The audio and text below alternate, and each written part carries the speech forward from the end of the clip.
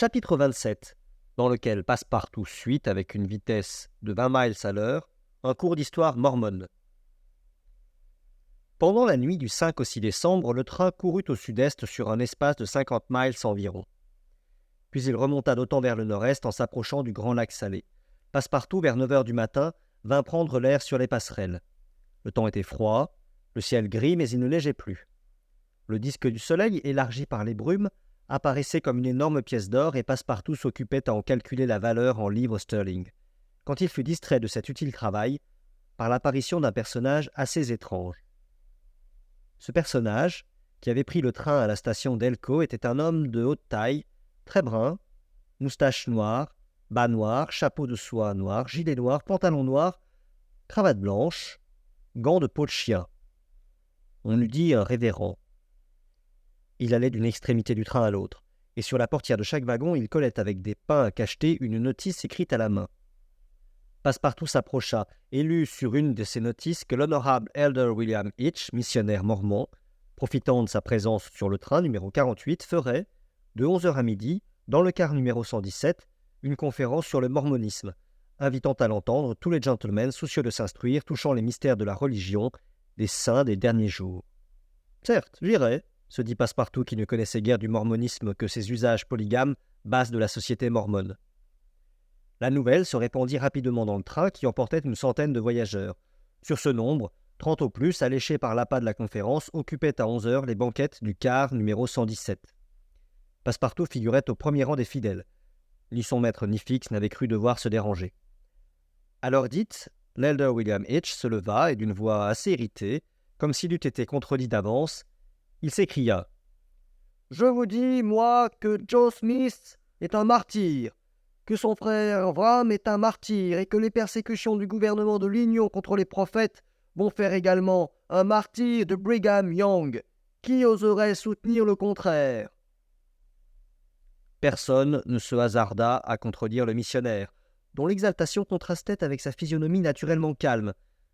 Mais sans doute, sa colère s'expliquait par ce fait que le mormonisme était actuellement soumis à de dures épreuves, et en effet, le gouvernement des États-Unis venait non sans peine de réduire ses fanatiques indépendants. Il s'était rendu maître de l'Utah et l'avait soumis aux lois de l'Union, après avoir emprisonné Brigham Young, accusé de rébellion et de polygamie. Depuis cette époque, les disciples du prophète redoublaient leurs efforts, et en attendant les actes, ils résistaient par la parole aux prétentions du Congrès.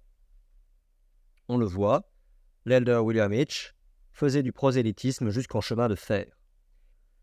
Et alors il raconta, en passionnant son récit par les éclats de sa voix et la violence de ses gestes, l'histoire du mormonisme depuis les temps bibliques. Comment, dans Israël, un prophète mormon de la tribu de Joseph publia les annales de la religion nouvelle et les légua à son fils Morom. Comment, bien des siècles plus tard, une traduction de ce précieux livre écrit en caractère égyptien fut faite par Joseph Smith Jr., fermier de l'État de Vermont, qui se révéla comme prophète mystique en 1825. Comment, enfin, un messager céleste lui apparut dans une forêt lumineuse et lui remit les annales du Seigneur. En ce moment, quelques auditeurs peu intéressés par le récit rétrospectif du missionnaire quittèrent le wagon. Mais William Hitch, continuant, raconta comment Smith Jr., réunissant son père, ses deux frères et quelques disciples, fonda la religion des saints des derniers jours, religion qui, adoptée non seulement en Amérique, mais en Angleterre, en Scandinavie, en Allemagne, compte parmi ses fidèles des artisans et aussi nombre de gens exerçant des professions libérales. Comment une colonie fut fondée dans l'Ohio, comment un temple fut élevé au prix de 200 000 $ et une ville bâtie à Kirkland, comment Smith devint un audacieux banquier et reçut d'un simple montreur de momies un papyrus contenant un récit écrit de la main d'Abraham et autres célèbres Égyptiens.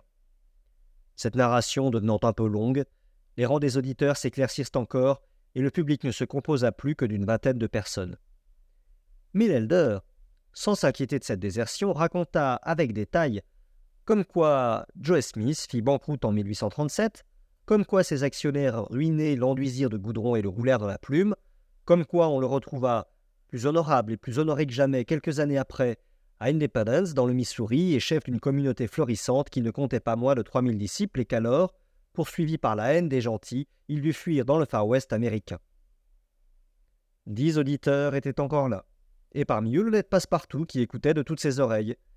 Ce fut ainsi qu'il apprit comment, après de longues persécutions, Smith reparut dans l'Illinois et fonda en 1839, sur les bords du Mississippi, Nauvoo la Belle, dont la population s'éleva jusqu'à 25 000 âmes.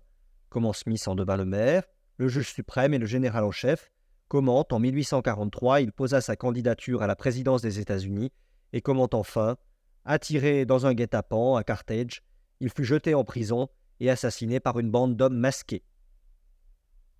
En ce moment, Passepartout était absolument seul dans le wagon, et l'Elder, le regardant en face, le fascinant par ses paroles, lui rappela que 2 ans après l'assassinat de Smith, son successeur, le prophète inspiré Brigham Young, abandonnant Nauvoo, vint s'établir au bord du lac Salé, et que là, sur cet admirable territoire, au milieu de cette contrée fertile, sur le chemin des émigrants qui traversaient l'Utah pour se rendre en Californie, la nouvelle colonie, grâce au principe polygame du mormonisme, prit une extension énorme. Et voilà, ajouta William Hitch, voilà pourquoi la jalousie du Congrès s'est exercée contre nous, pourquoi les soldats de l'Union ont foulé le sol de l'Utah, pourquoi notre chef, le prophète Brigham Young, a été emprisonné au mépris de toute justice. Céderons-nous à la force? Jamais. Chassés du Vermont, chassés de l'Illinois, chassés de l'Ohio, chassés du Missouri, chassés de l'Utah, nous retrouverons encore quelques territoires indépendants et nous planterons notre tente. Et vous, mon fidèle, ajouta l'Elder en fixant sur son unique auditeur des regards courroucés, planterez-vous la vôtre, à l'ombre de notre drapeau? Non, répondit bravement Passepartout, qui s'enfuit à son tour, laissant l'énergumène prêcher dans le désert. Mais pendant cette conférence, le train avait marché rapidement, et vers 12h30, il touchait à sa pointe nord-ouest le grand lac Salé. De là, on pouvait embrasser sur un vaste périmètre l'aspect de cette mer intérieure, qui porte aussi le nom de mer morte, et dans laquelle se jette un Jourdain d'Amérique. Lac admirable, encadré de belles roches sauvages, à large assise, encroûté de sel blanc, superbe nappe d'eau qui couvrait autrefois un espace plus considérable. Mais avec le temps, ses bords, montant peu à peu, ont réduit sa superficie en accroissant sa profondeur. Le lac Salé, long de 70 miles environ, large de 35, est situé à 3800 pieds au-dessus du niveau de la mer. Bien différent du lac Asphaltite, dont la dépression accuse 1200 pieds au-dessous, sa sanure est considérable et ses eaux tiennent en dissolution le quart de leur poids de matière solide. Leur pesanteur spécifique est de 1170, celle de l'eau distillée étant de 1000. Aussi les poissons n'y peuvent vivre. Ceux qui jettent le Jourdain, le Weber et autres creeks, y périssent aussitôt, mais il n'est pas vrai que la densité de ces eaux soit telle qu'un homme n'y puisse plonger. Autour du lac, la campagne était admirablement cultivée car les Mormons s'entendent aux travaux de la terre. Des ranchos et des corrals pour les animaux domestiques, des champs de blé, de maïs, de sorgho, des prairies luxuriantes, partout des haies de rosiers sauvages, des bouquets d'acacias et de forbes, tel eût été l'aspect de cette contrée 6 mois plus tard, mais en ce moment, le sol disparaissait sous une mince couche de neige qui le poudrait légèrement. À 2 heures, les voyageurs descendaient à la station d'Ogden. Le train ne pouvant repartir qu'à 6 heures, Mr. Fogg, Miss Aouda et leurs 2 compagnons avaient donc le temps de se rendre à la Cité des Saints par le petit embranchement qui se détache de la station d'Ogden. 2 heures suffisaient à visiter cette ville absolument américaine et comme telle, bâtie sur le patron de toutes les villes de l'Union, vastes échiquiers à longues lignes droites, avec la tristesse lugubre des angles droits suivant l'expression de Victor Hugo. Le fondateur de la Cité des Saints ne pouvait échapper à ce besoin de symétrie qui distingue les anglo-saxons dans ce singulier pays où les hommes ne sont certainement pas à la hauteur des institutions. Tout se fait carrément, les villes, les maisons et les sottises. À 3 heures, les voyageurs se promenaient donc par les rues de la cité, bâties entre la rive du Jourdain et les premières ondulations du mont Wasatch. Ils y remarquèrent peu ou point d'église, mais comme monument la maison du prophète, la courthouse et l'arsenal. Puis des maisons de briques bleuâtres avec véranda et galeries entourées de jardins bordés d'acacias, de palmiers et de caroubiers. Un mur d'argile et de cailloux construit en 1853 ceignait la ville. Dans la principale rue, où se tient le marché, s'élevaient quelques hôtels ornés de pavillons et entre autres Lake Salt House. Mr. Fogg et ses compagnons ne trouvèrent pas la cité fort peuplée. Les rues étaient presque désertes, sauf toutefois la partie du temple qu'ils n'atteignirent qu'après avoir traversé plusieurs quartiers entourés de palissades. Les femmes étaient assez nombreuses, ce qui s'explique par la composition singulière des ménages mormons. Il ne faut pas croire, cependant, que tous les mormons soient polygames. On est libre. Mais il est bon de remarquer que ce sont les citoyennes de l'Utah qui tiennent surtout à être épousées, car suivant la religion du pays, le ciel mormon n'admet point à la possession de ces béatitudes les célibataires du sexe féminin. Ces pauvres créatures ne paraissaient ni aisées ni heureuses. Quelques-unes, les plus riches sans doute, portaient une jaquette de soie noire ouverte à la taille, sous une capuche ou un châle fort modeste. Les autres n'étaient vêtues que d'indiennes.